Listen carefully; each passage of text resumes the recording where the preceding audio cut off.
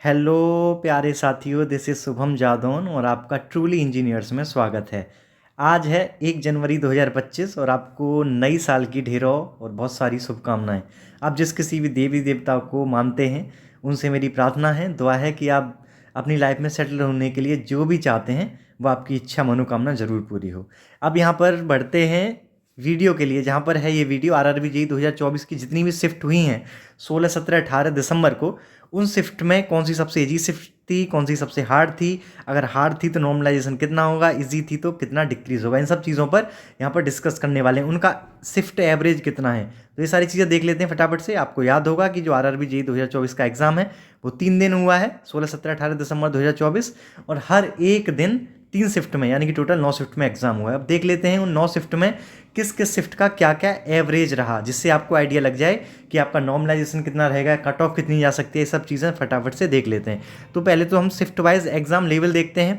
देखिए 16 की जो पहली शिफ्ट थी उसका जो एग्ज़ाम लेवल है वो सबसे ईजीएस्ट है। चाहे आप किसी भी सोर्स को, बहुत सारी सोर्स इकट्ठा की गई हैं, उनको देखा गया है, गूगल फॉर्म का डाटा हो या बहुत सारी ऑनलाइन जो चीज़ें हैं उनका डाटा हो, वो सारी चीज़ों को देखकर हर जगह पर सबसे ईजीएस्ट शिफ्ट यही दिखाई गई है। क्यों? क्योंकि इसका सबसे ज़्यादा शिफ्ट एवरेज है। एवरेज जिसका ज़्यादा, एवरेज मार्क्स अगर किसी शिफ्ट में सारे स्टूडेंट अगर ज़्यादा अचीव कर रहे हैं, इसका मतलब ये है कि वो shift as compare to other shift easy रही है।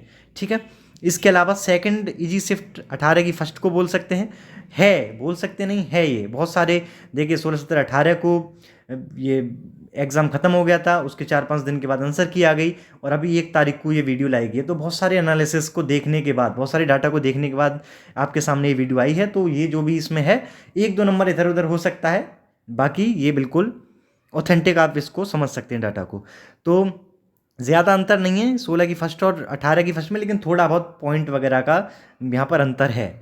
इसके अलावा 16 की थर्ड, थर्ड सबसे इजीएस्ट शिफ्ट बोल सकते हैं, लेकिन जितना हम नीचे की तरफ जा रहे हैं उतनी उनकी हार्डनेस, उतनी उनकी टफनेस, उतना उनका एग्जाम का लेवल बढ़ता जा रहा है। आप इस चीज़ को इस टेबल से समझिएगा। 16 की सेकंड शिफ्ट और थोड़ी सी कठिन हुई थी, लेकिन ये जो नीचे की शिफ्ट हैं उनके कंपेयर में ईजी थी, और ये जो ऊपर की जो 3 हैं उनके कंपेरिजन में थोड़ी सी कठिन थी। बाकी इजी के कैटेगरी में ही इसको डाला जाएगा।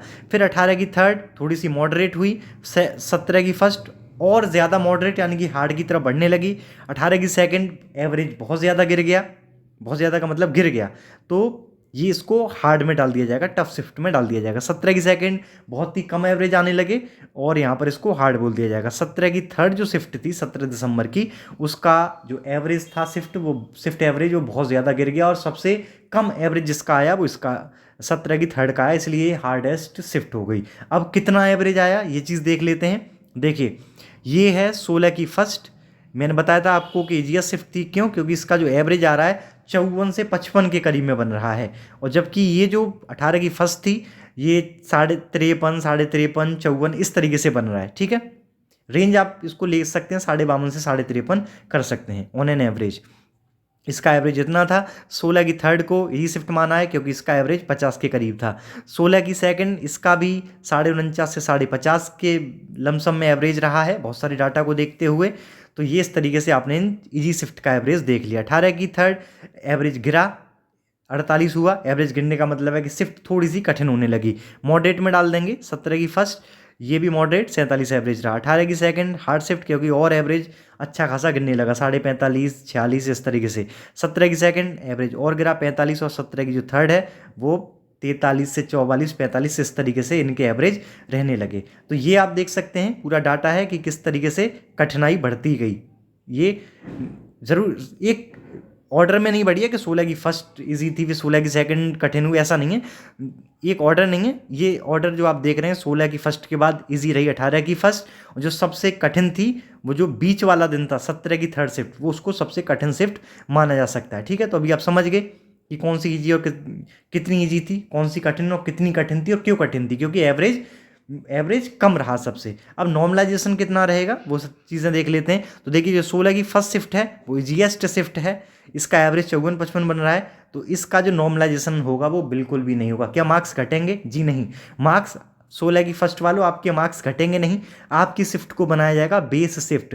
बेस शिफ्ट का मतलब समझते हैं कि इसमें ना कुछ घटना है ना बढ़ना है, इसके बराबर और शिफ्ट को लेके आया जाएगा। तो 18 की फर्स्ट शिफ्ट जो थी उसका एवरेज 53 बन रहा है, 52, 53, इस तरीके से 1.5 नंबर कम बन रहा है as compare to 16 December first shift.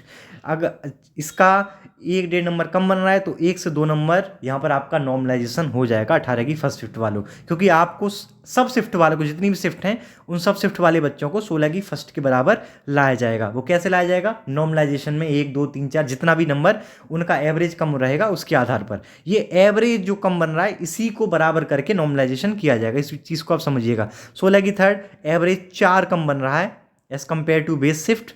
Base shift है हमारी 16 की फर्स्ट, अगर 4 कम बन रहा है तो 2 से 3 या 4 नंबर तक आपका, 3 नंबर तक, 3.5 नंबर तक आपको नॉर्मलाइजेशन देखने मिल जाएगा। 16 की सेकंड शिफ्ट ये 50, 49 के करीब आपका एवरेज बन रहा है तो यहाँ पर 3 से 4 नंबर, 4.5 नंबर तक भी आपको नॉर्मलाइजेशन मिल सकता है। इतना आप आधा 1 नंबर तो इधर उधर आप हो भी जाए तो कोई बहुत बड़ा इशू है नहीं, और मैं खुद बोल रहा हूँ कि हो भी सकता है आधा 1 या 2 नंबर तक। 18 की जो थर्ड शिफ्ट है वो मॉडरेट है, 48 एवरेज है, तो इसको बराबर करने के लिए 4-5 नंबर आपको नॉर्मलाइजेशन मिलेगा। 17 की फर्स्ट में आपको 5 से 7 नंबर का नॉर्मलाइजेशन मिल सकता है। 18 की सेकंड हार्ड शिफ्ट की तरफ बढ़ते हैं, ठीक है, तो यहाँ पर ये 46 नंबर एवरेज है, तो ये 54 तक पहुंचाने के लिए आपको 6 से 7 नंबर आपको यहाँ मिलेगा। 8 नंबर तक भी जा सकता है, 6 या 7 तो आप मान कर ही चलिए। 17 की जो सेकंड है फिर से एवरेज गिरा है और सेकंड सबसे टफ शिफ्ट इसको बोल सकते हैं, तो ये 8 से 9 नंबर आपको देकर आपको बैलेंसिंग करा जाएगा, इस बेस शिफ्ट के बराबर लाया जाएगा। सबसे हार्ड शिफ्ट की तरफ बढ़ते हैं। 17 की थर्ड थी, सबसे कम एवरेज है 43, 44 और 44.5, 45 तक, तो यहाँ पर आपको बराबर करने के लिए 8 से 10 नंबर तक आपका नॉर्मलाइजेशन जाएगा, 10.5 भी जा सकता है। तो ये आपको एक मोटा मोटा आइडिया मिल गया है अभी कि आपका कितना ये नॉर्मलाइजेशन होगा शिफ्ट वाइज, ठीक है। तो अब आपको पता चल गया कि आपका किस शिफ्ट में एग्जाम हुआ है, उसके अकॉर्डिंग आप देख सकते हैं कि आपको कितना फ़ायदा मिलने वाला है। अभी आप जोन वाइज कट ऑफ देखेंगे तो यहाँ पर हमने सिर्फ बात करी है कि आपकी जो डे वाइज है, आपकी जो शिफ्ट वाइज है उसमें कितना एवरेज रहा है, उसके बेसिस पे कितना नॉर्मलाइजेशन मिलेगा। आपको जोन वाइज कट ऑफ के लिए एक और वीडियो का इंतजार करना पड़ेगा, उसमें सिर्फ और सिर्फ जोन वाइज कट ऑफ की बात करी जाएगी। लेकिन मैं आपको एक आइडिया जरूर दे देता हूँ कि क्योंकि इसका एवरेज 54 और 55 है बेस शिफ्ट का, इसलिए यूआर की कट ऑफ कभी भी RRBJ 2024 की किसी भी शिफ्ट की यूआर की 55 से कम नहीं जाने वाली, उससे ऊपर ही जाने वाली है। उससे ऊपर जाने वाली तो कितना ऊपर जाने वाली है, इस चीज़ का डिस्कस हम अगली आने वाली वीडियोस में करने वाले हैं, ठीक है। तो यहाँ से आपको आइडिया मिलेगा कि कितना एक बाउंड्री बैरियर बन चुका है कि इससे कम नहीं जाएगी, इससे ऊपर वाले यूआर वाले तैयार रहेंगे कितनी कट ऑफ जाने वाली है। बाकी आपको एवरेज वगैरह, आपकी शिफ्ट का नॉर्मलाइजेशन वगैरह, ये सब कुछ आपको देखने को मिल चुका है। इस वीडियो में इतना ही।